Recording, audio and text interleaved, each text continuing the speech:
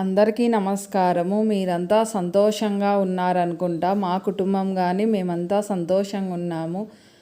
శనివారం రోజు ఉదయం వీడియోను శుక్రవారం ఊరు వెళ్ళినా కదా, అది ఇంకా కొంచెం వీడియో ఉంటే అది కానీ ఈ వీడియోలోనే యాడ్ చేసినాను.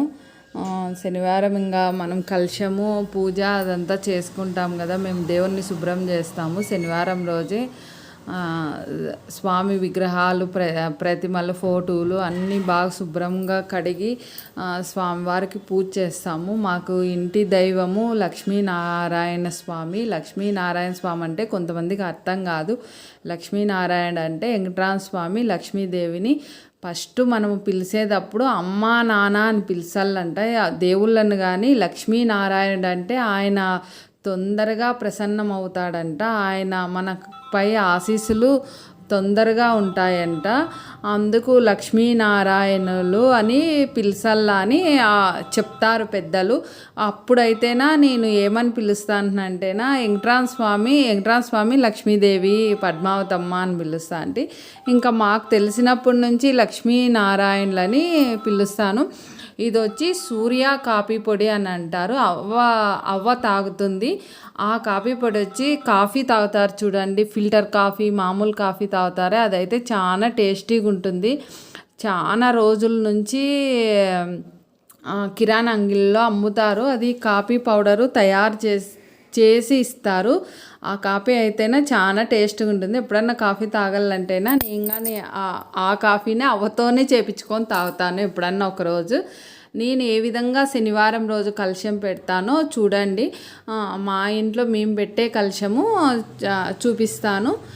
ఎవరికైనా తెలియకున్నా కొత్తగా వివాహం అయింటుందే వారికైనా కానీ ఈ వీడియో పనికి వస్తుందనేసి చేస్తాను. నేను ప్రతి వీడియోను ఏదో ఒకటి పనికి వచ్చేదే చేస్తాను. ఎందుకంటే అందరూ తెలిసిన వాళ్ళమే ఉండము, తెలియని వాళ్ళు కానీ ఉంటారు. నాకు తెలిసిన ప్రతి ఒక్కటి మీకు వీడియో ద్వారా చూపిల్లనేసే నేను యూట్యూబ్లో వీడియోలు పెడతా ఉండేది. నేను కలశం ఏ విధంగా పెడతామంటే తమలపాకులు గల్లా టెంకాయ గాజులు పూలు పసుపు కొమ్ము 1 రూపాయి కాయను మంచినీళ్ళు గంధము పసుపు కుంకుమ ఎర్ర అక్షింతలు మళ్ళీ పసుపు అక్షింతలు పూలు కలశం చెమ్ము కావాల. రాగి చెమ్ములో పెడితేనా మనకు కోరుతుందంట. అందుకొచ్చేసి రాగి చెమ్ములో పెడితే మంచిదని పెడతాను. నా దగ్గర వెండి చెమ్ము కానీ ఉంది, ఇత్తల చెమ్ము ఉంది, పంచలోహాలది ఉంది. రాగి చెమ్ములో పెడితే మంచిది అన్నారు. గంధం పెట్టి నా దగ్గర అష్టలక్ష్మిల చెమ్ము ఉంది. ఆ చెమ్ముకు చుట్టూ పాదాల దగ్గర నుదుటన గంధం పెట్టి కుంకుమ పెట్టినాను. ఫస్ట్ చెమ్ములకి నీళ్లు పోస్తాను. అవి వచ్చి దేవుడి పూజకు నీళ్లు పట్టుకుంటాను. అది గజ్జల బింది అంటారు, స్టీల్ది ఉంది నా దగ్గర అది. ఆ చెమ్ములకి వచ్చి గంగా యమున సరస్వతి అని మనకి ఏ నది పేరు వస్తే ఆ నది తల్లిని అనుకొని నీళ్లు పోస్తాను.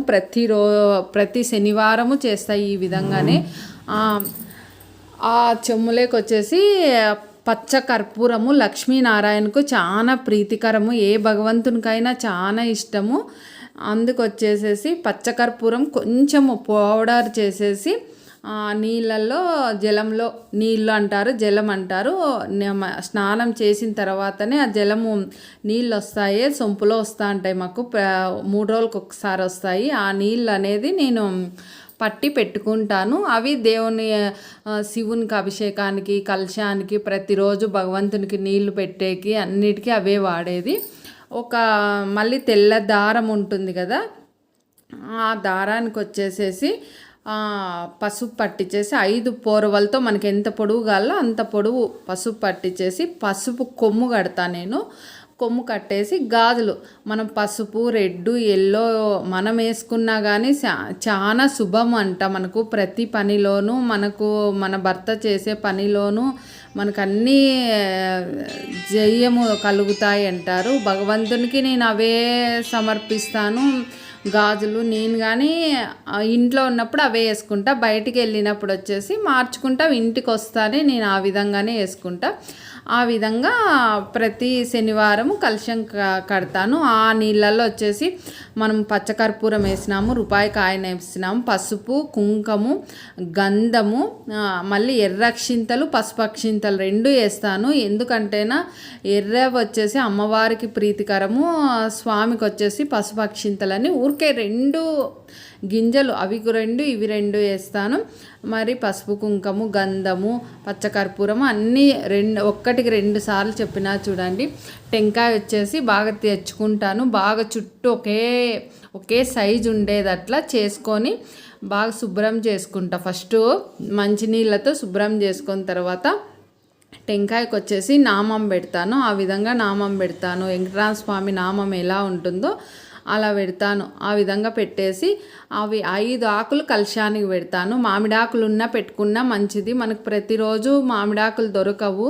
మామిడాకులు దొరికే వాళ్ళు ప్రతి శనివారం కానీ, శుక్రవారం కానీ, సోమవారం కానీ ఒక్కొక్కరు ఒక్కొక్క విధంగా ఒక్కొక్క రోజు పెడతారు. మా ఏరియాలో మా ఇంట్లో మేము శనివారం పెడతాము. ఈ విధంగా పెడతాను. నా దగ్గర ఇది అమ్మవారి రూపము, ఇది వచ్చేసి వెండిదే, ఇది అమ్మవారి ప్రతిమ.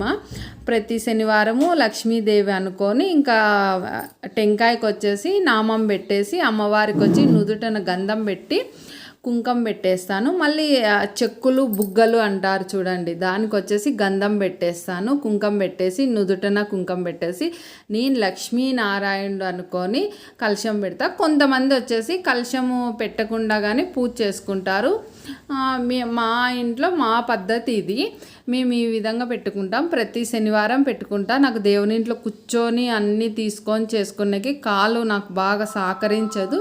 అందుకు నేను టేబుల్ మీద పెట్టుకొని అన్నీ ఒక క్లాత్ వేసుకుంటాను. మనము భోంచేసి ఉంటాం కదా అనేసి బాగా అది దేవునికే పెట్టుకుంటా. ఆ క్లాత్ వేసుకొని ఆ విధంగా పూజ కలశం అంతా పెట్టుకుంటాను. ఇది ఒత్తి పత్తి అంటారు. అమ్మవారికి కానీ స్వామివారికి కానీ చాలా ప్రీతికరము. ఇది ఏ విధంగా చేస్తారో చూడండి. ఇట్లా కాటన్ తీసుకొని దూది కాటను అంటారు కదా, అది కొంచెం కొంచెం జరుపుకుంటా. ఫస్ట్ మనము వాటర్ ఉంటుంది కదా, ఒక గిన్నెలోకి ఒక బౌల్, చిన్న బౌల్ తీసుకొని ఆ బౌల్లోకి వచ్చేసి వాటర్ వేసుకున్నాను. ఆ వాటర్తో అట్లా కొంచెం కొంచెం జరుపుకుంటా చిన్నగా అట్లా అనుకొని ఆ వాటర్తో అనేది.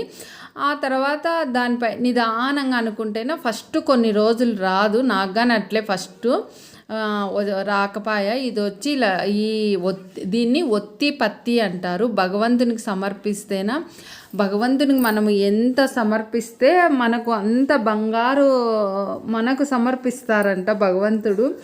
భగవంతునికి ఇది చాలా ప్రీతికరం అంట.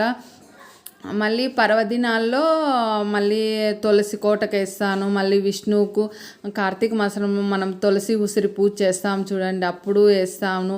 ప్రతిరోజు కానీ పెట్టుకోవచ్చు, ఇంకా అంత టైం ఉండదు అనేసి నేను ప్రతి శనివారము కలశంకు చేసి కలశానికి అలంకరించుకుంటాను. పర్వదినాల్లో ఎక్కడ ఆ స్వామికి సమర్పించాలో ఆ స్వామికి సమర్పించుకుంటా. ఇది మటుకు ప్రతి శనివారం చేసుకొని స్వామి అమ్మవారికి సమర్పించుకుంటాను. కాటన్ పెట్టుకుంటాను నా దగ్గర. ఎప్పుడు కాటన్ వచ్చేసి ఒక 20 రూపాయలు ఇచ్చినామంటే ఎంత కాటన్ వస్తుందో 20 రూపాయలు తెచ్చుకుంటా నేను, అది ఉంటుంది. మళ్ళీ ఇది పచ్చకర్పూరం అన్నాను చూడండి, అది కానీ అంతే 30 రూపాయలు ఇస్తేనే ఇస్తారు. కొంచెం కొంచెం ఉందనేసి చాలా పెట్టాను నేను, కొంచెం కొంచెం వేస్తాను. శనివారం స్వామివారికి చాలా ప్రీతికరము పచ్చకర్పూరము. అందుకొచ్చేసి దీపారాధనలో కానీ కుందుల్లో వేస్తాను. చాలా మంచి స్మెల్, సుగంధ పరిమళము ఇస్తూ ఉంటుంది. చాలా ఇష్టము వెంకటరామ స్వామికి, లక్ష్మీదేవికి, లక్ష్మీనారాయణులకు చాలా ప్రీతికరము.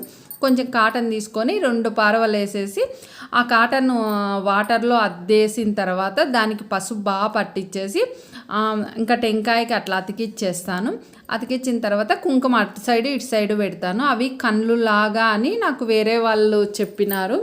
నేను ఆ విధంగా కలశం పెట్టుకుంటా. ఒక ప్లేట్లో వచ్చేసి బియ్యము వేసేసి పెట్టుకొని ఆ బియ్యం పైన ఆ కలశం ఇప్పుడు మనమంతా అలంకరించుకున్నామే లక్ష్మీనారాయణులు, ఆ కలశము పెట్టేసుకొని పూలు ఆ విధంగా దాన్ని తీసుకుపోయి పూజా మందిరంలో పీట వేసుకొని పీట పైన పెట్టుకుంటాను.